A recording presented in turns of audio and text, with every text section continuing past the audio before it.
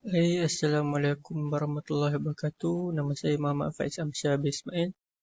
Matric number VA22022. Hmm. So, ni adalah bahagian A daripada perbincangan. So, apa yang akan disebutkan oleh saya ialah masalah yang dihadapi dan terangkan masalah tersebut.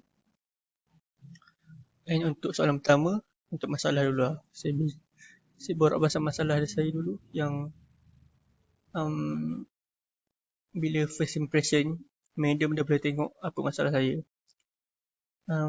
Dia bukan masalah pun, tapi dia orang lain maybe masalah, tapi saya sebab dah terbiasa, dah tak jadi masalah dah. Masalah saya adalah rupa saya. Orang lain mesti rasa macam biasa je, tapi saya rasa macam lebih insecure dan kurang kepercayaan pada diri, iaitu saya punya tahi lalat saya di bahagian muka dan gigi saya. Tapi bahagian gigi tu dia boleh ni kan, boleh baiki daripada pergi klinik pakai braces apa, tu lain lah, kita boleh baiki. Tapi dari segi muka, kan seperti yang kita tahu, kalau kita mengubah ciptaan Tuhan, apa yang saya dapat tahu daripada ustaz-ustaz, kalau kita mengubah ciptaan Tuhan apa, kalau kan berdosa lah. Macam saya ada tak lalat, lepas tu saya buang, dah kira berdosa. Tapi saya akan menjawab soalan untuk yang pertama. Yang pertama, apakah yang ingin Allah sampaikan mengenai dirinya daripada masalah saya. So, daripada soalan pertama ialah saya dapat tahu yang Allah ni Maha Kuasa. Dengan ciptaannya, dia boleh buat hambanya pelbagai bentuk. Macam muka orang lain-lain. Macam saya ada tak lalat. Kalau macam orang lain, maybe ada um, um, tanda lahir yang lain. Ada apa tu kat pipi ni apa dia? Ada tanda-tanda lainnya, contoh. Maybe hidung dia besar, maybe telinga capang, maybe dia punya mata dia sepet, kening dia halus, kening tebal lah, gitulah.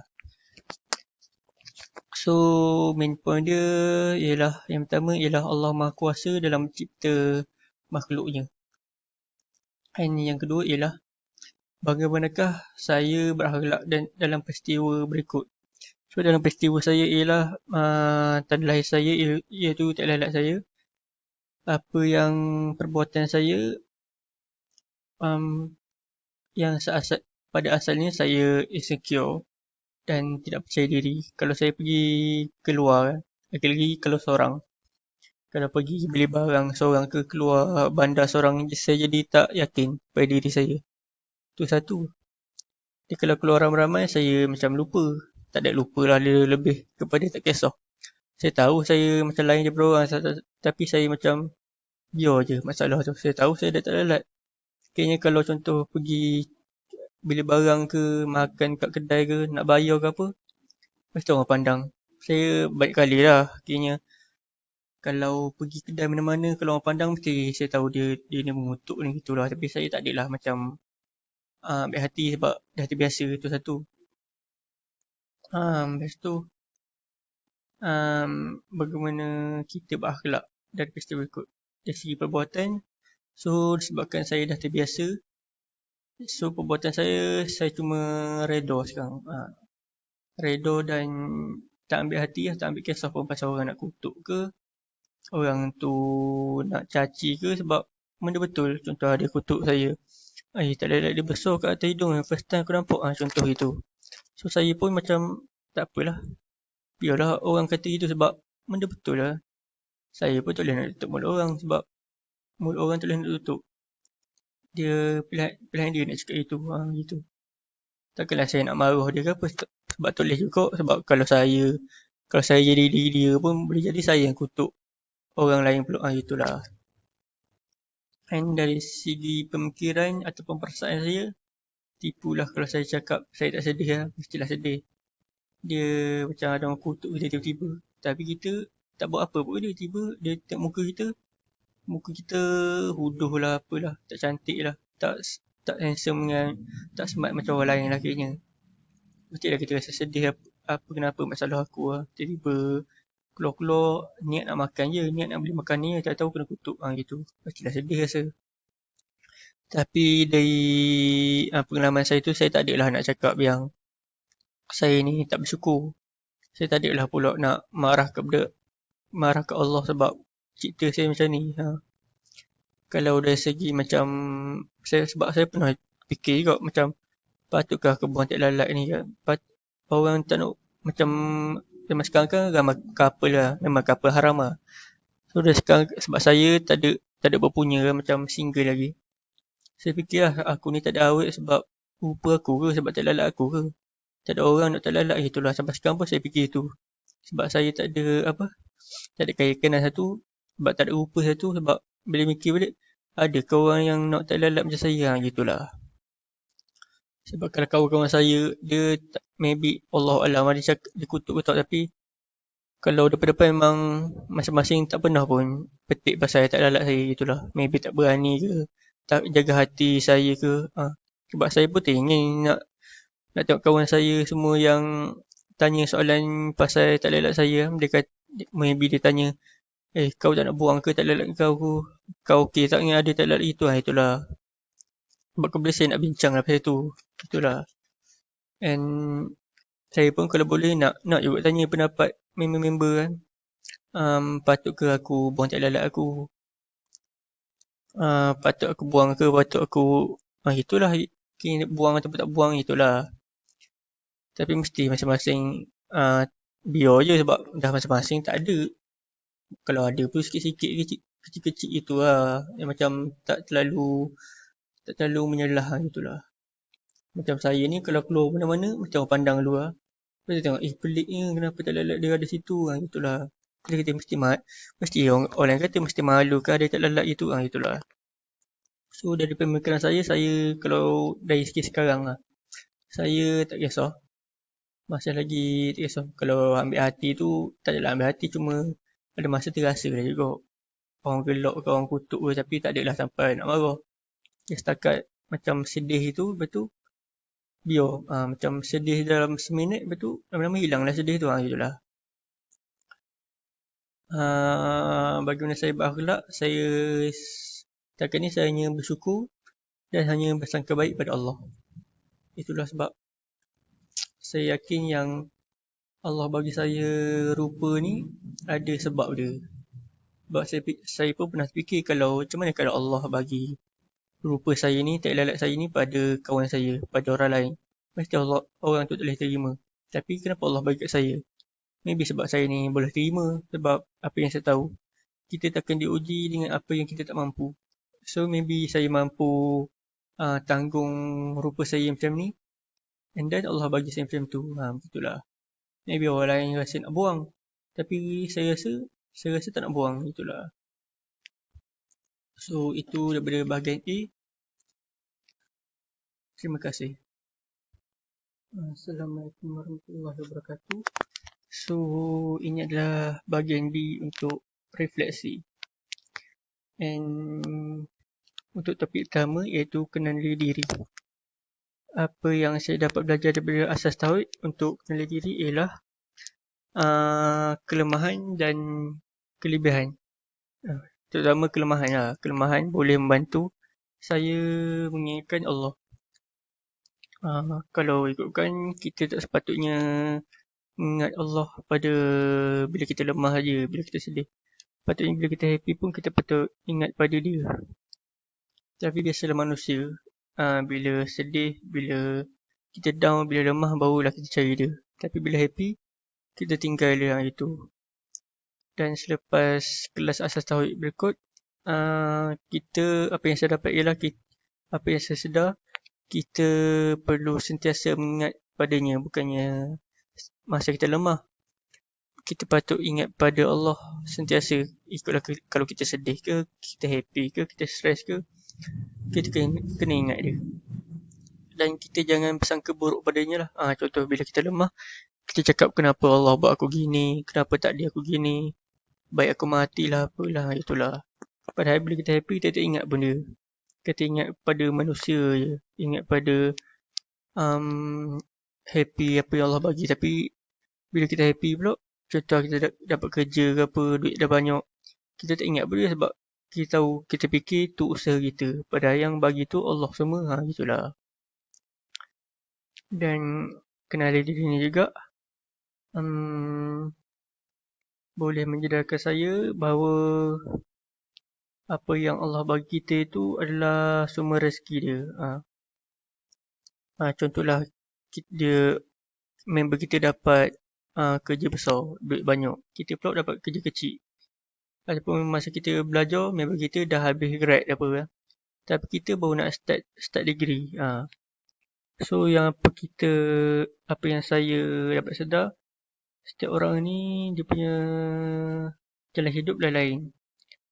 So bila lain tu, Allah tu adil lah.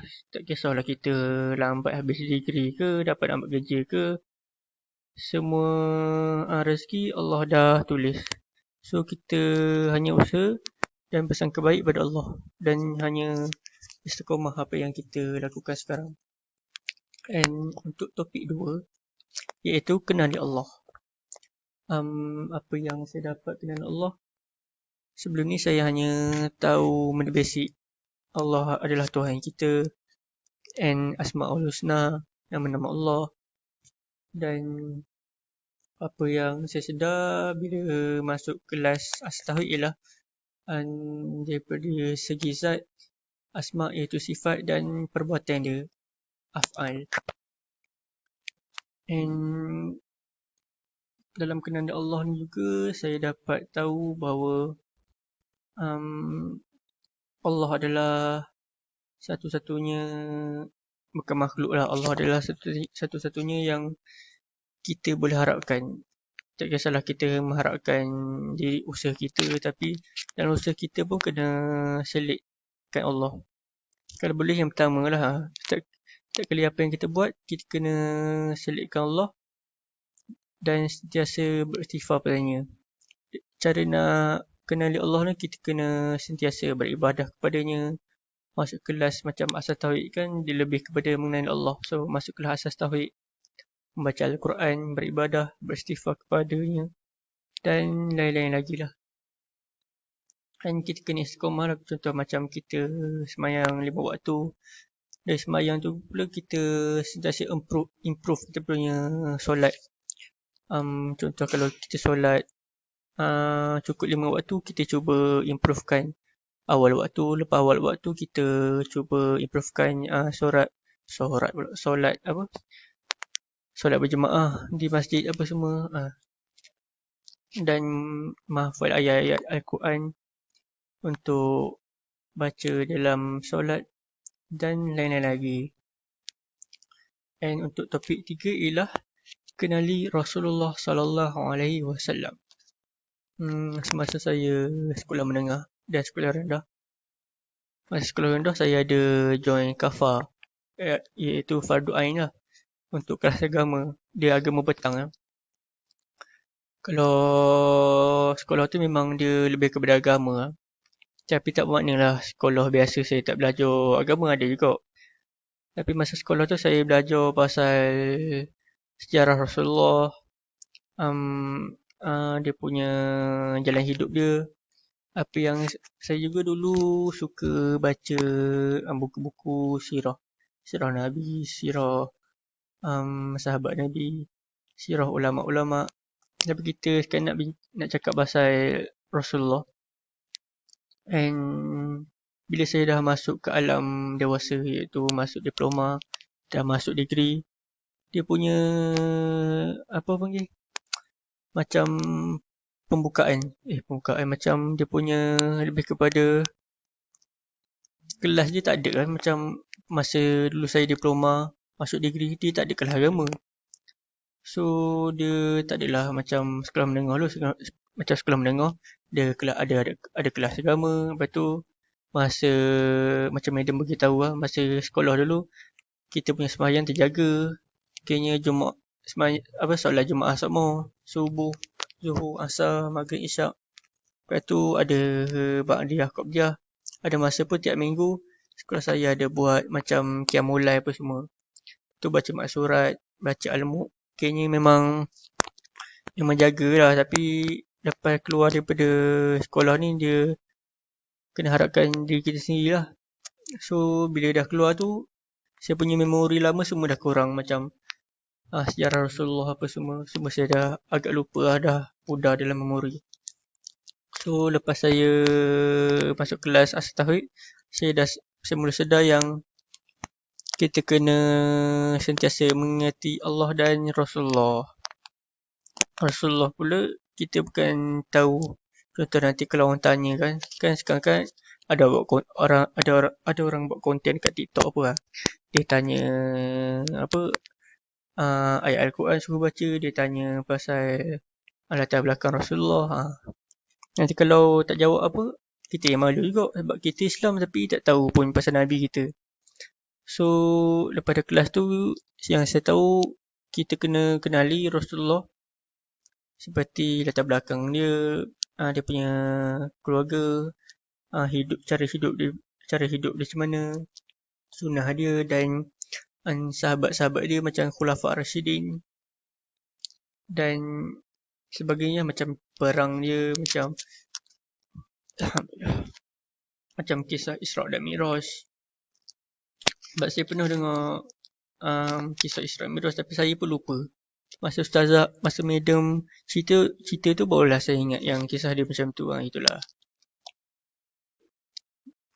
And tu untuk topik 3. And untuk topik 4 pula ialah Asma'ul Husna. Asma'ul Husna ni dia masa saya sekolah dulu, saya setiap Jumaat, memang pada perhimpunan Jumaat lah, sekolah saya ada nyanyikan lagu 99 nama Allah ataupun Asma'ul Husna. So masa saya nyanyi tu, saya hanya nyanyi saja tapi saya tak tahu pun maksud detail dia apa. Macam Allah Maha Kuasa, pemaaf apa semua kan. Dan masa madam terangkan pasal Asma'ul Husna, saya pun baru tahu yang sepanjang hidup saya Asma'ul Husna ni ada Jamal dan Jalal. Jamal dan Jalal. Jamal tu macam cantik, macam memberi manfaat kepada kita. Yang kedua tu tak adalah tak memberi manfaat, tapi yang Jalal tu macam sifat keras Allah. Sebab saya faham, sebab saya ingatkan sebelum ni Asma'ul Husna semuanya nama Allah yang baik lah, baik untuk kita lah. Kayaknya sifat keras dia tak ada. Tapi bila saya masuk kelas koko asal tahun ni, saya baru tahu Jamal dan Jalal tu ada. And saya baru tahu yang sifat keras Allah, contohnya dia teguh, memaksa, mematikan, menghalang dan memudaratkan. Contoh macam kita sakit apa. Sebab itulah dengan saya tahu sifat Jalal ni, baru saya tahu yang Allah bukan saja menguji kita daripada jalan hidup kita yang gembira. Contoh Allah bagi kita rezeki apa, tapi bila dia beri kita sakit, kita pun bersangka buruk pada dia. Tak boleh gitu. Kalau kan sifat Jalal, kalau dia beri kita sakit tu sifat Jalal lah. Tapi biasalah manusia lah, bila sakit baru nak ingat Allah. Bila sakit mulalah salahkan dia lah apalah. Bila feel salahkan dia. Itu kata kita dah usaha tapi ni je kita dapat dah.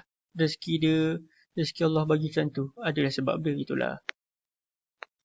Hanya untuk topik 5 ialah asbab dan musabab. Yang asbab dan musabab ni pun saya baru ingat. Saya pun tak ingat saya pernah belajar kitab pasal asbab dan musabab. Tapi bila masuk kelas ni, saya tahu asbab dan musabab ialah sebab dan efek apa yang Allah bagi kat kita. Contohlah macam madam terang, macam kalau makan kita boleh kenyang, tapi yang bagi kenyang tu siapa? Allah bagi. Itu pula ialah musabib. So asbab dan musabab pernah saya lalui ialah banyaklah, sebab kita manusia lah. Contohlah macam kita suka sambuan lah, contoh. Ni macam personal juga tapi suka sambuan. Contoh saya suka seorang tu, tapi dia tak suka saya. Tapi bila dia reject saya ke apa, saya pun sedih. Sebab bila saya suka dia, efek dia reject saya. Efek dia saya sedih. Kalau dia terima saya gembira gitu, saya happy. Tapi bila dia reject saya sedih. So musabib dia, Allah ni yang menentukan dia reject atau saya atau tak. Ada sebab lah dia buat cerita apa. Saya pun tak ada lah yang nak marah ke apa. Tapi tu pilihan dia kan. Tu lagi satu, macam ada sebab Allah tak adilkan saya macam tu. So macam sekarang kalau contoh macam saya suka dia, saya hanya berserah kepada Allah lah. Antara saya cuba untuk move on, kalau tak boleh move on dalam masa sama, saya pun berdoa pada Allah supaya diberi peluang dia untuk terima saya, ataupun doa untuk jodoh saya dengan dia. Kini bagi masa dia, dan saya bagi masa pada diri saya untuk improvekan diri.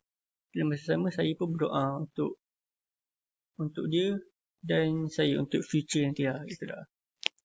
Sebab kalau kita suka, biasalah orang zaman sekarang kan, kalau suka bukan apalah apa. Saya pun tahu tu haram kan. So saya hanya buat confession, dan sebelumnya saya hanya buat confession dan Alhamdulillah dia reject. Bila reject tu saya biarlah, saya tak ada paksa pun, saya setakat kawan-kawan je. Bila dia reject tu saya biarlah, macam tak ada ambil hati apa, tak ada nak expectation saya tak tinggi lah. Kalau nak jadilah, tapi at least saya dah usaha. So kalau sekarang ni saya hanya improvekan diri dari segi belajar, dari segi jaga solat apa semua, dari segi kenal Allah, improve saya punya kualiti hidup, solat saya apa semua. Dan insyaAllah saya yakin one day kalau rezeki saya dengan dia, rezeki saya dengan perempuan tu, saya bersyukur. Dan sekarang ni saya hanya berdoa lah. And let's say kalau bukan rezeki saya untuk dia pun, insyaAllah saya akan terima hakikat yang dia bukan milik saya, hanya untuk pengejaran dalam hidup saya. Itulah insyaAllah. Dan itu saja untuk bahagian B saya. Sekian, terima kasih.